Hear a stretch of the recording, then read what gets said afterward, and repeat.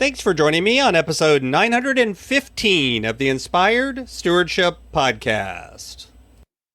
I'm Eric Brotman from the Don't Retire, Graduate podcast. I challenge you to invest in yourself, invest in others, develop your influence, and impact the world by using your time, your talent, and your treasuries to live out your calling.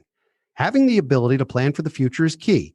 And one way to be inspired to do that is to listen to this, the Inspired Stewardship Podcast with my friend Scott Mader. Where you root out the real issues and the real problems and you make real change that actually makes it different. This is why yesterday when I was talking about refocus, gain control, and set a plan, we start with setting a plan. This is an example of that. We start with just looking at the math and looking at the numbers instead of actually stopping and doing the hard work of saying, what am I doing? Welcome and thank you for joining us on the Inspired Stewardship Podcast. If you truly desire to become the person who God wants you to be, then you must learn to use your time, your talent, and your treasures for your true calling. In the Inspired Stewardship Podcast, you will learn to invest in yourself, invest in others, and develop your influence so that you can impact the world. In today's episode about impacting the world through stewarding your treasures, I talk with you about how money is about much more than just math. I also share why we tend to focus on the plan and the numbers, but ignore the real issues. And I also talk about why way too often it's easy to think you have made a change when you really haven't. As we talk about stewarding your treasures, wouldn't it be great if you could support this podcast and do it without costing yourself an extra dime? Turns out you can. All you have to do is use inspiredstewardship.com/Amazon when you're ready to make a purchase via Amazon, and a small commission will come back to support the show. If you enjoy the show when you're ready to buy from Amazon, just use inspiredstewardship.com/Amazon. Yesterday, I talked a little bit about the three-pronged approach or that cycle that I use when I'm coaching: refocus, gain control, and set a plan. And today, I wanted to talk a little bit about how this applies to money and why this is why money is about more than math.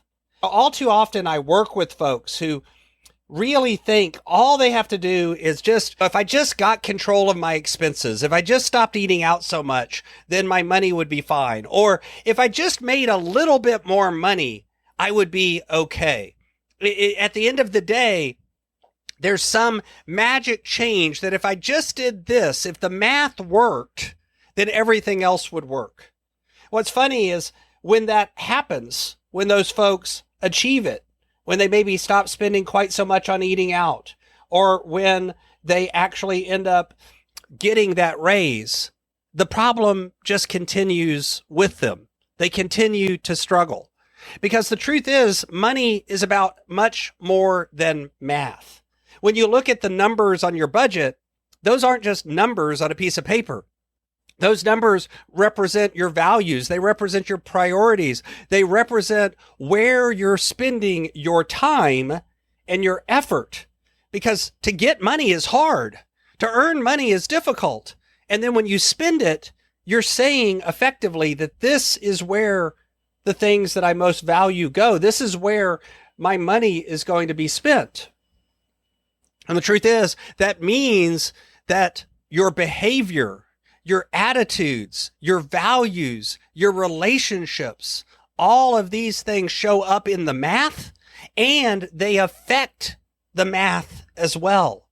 You'll spend money trying to make someone happy because you love them and you care about them, and yet you don't achieve happiness and you struggle financially.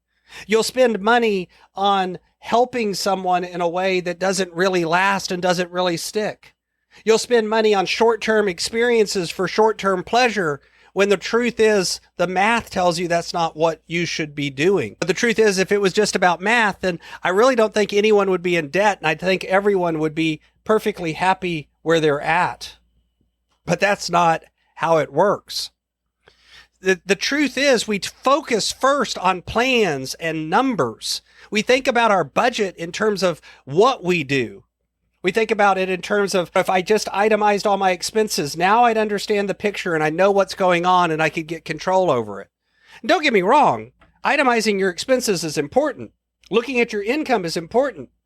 Thinking about where your money's going is important. Tracking where your money's going is important. Putting a plan on paper about what you want to do with your money before you actually do it is important. All of these things are important, but they're not really the things that make the change, because they're not really the real issue with your money. If it's not working right, is you. It's you and your relationships. It's the things around you. It's what you're doing much more than just the money. And again, I'm not talking here about, hey, if you're living below the poverty line and you're struggling with money, I get it. That's hard. But even there's things that you can begin to do about it, not instantaneously. And it's going to be hard, and it's going to be a lot of hard work, and it's going to take a long time.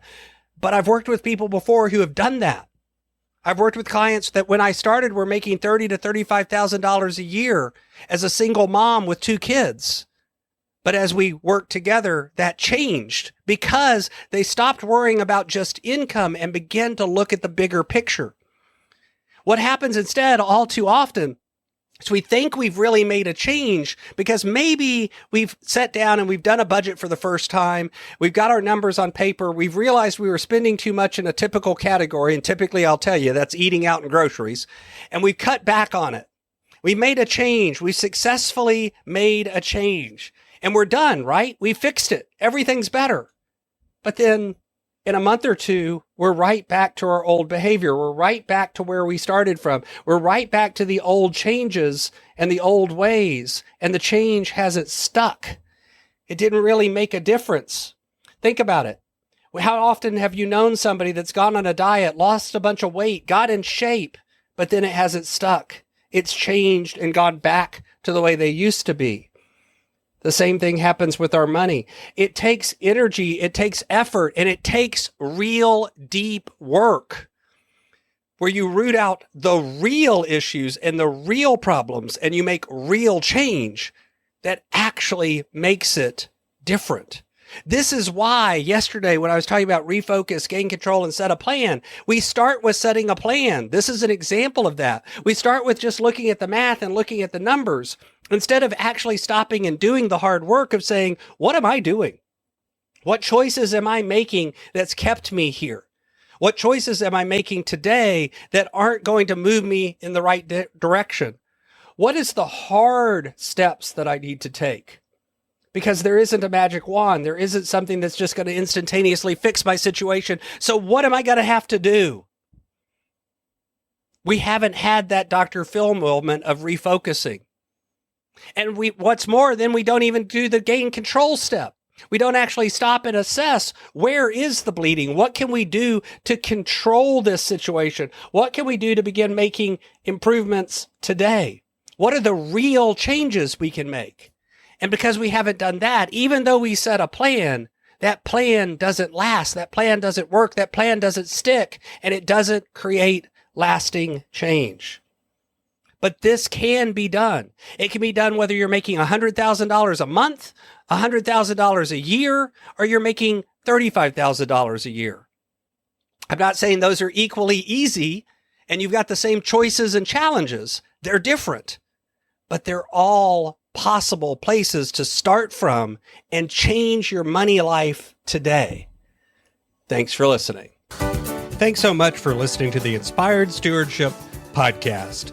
As a subscriber and listener, we challenge you to not just sit back and passively listen, but act on what you've heard and find a way to live your calling.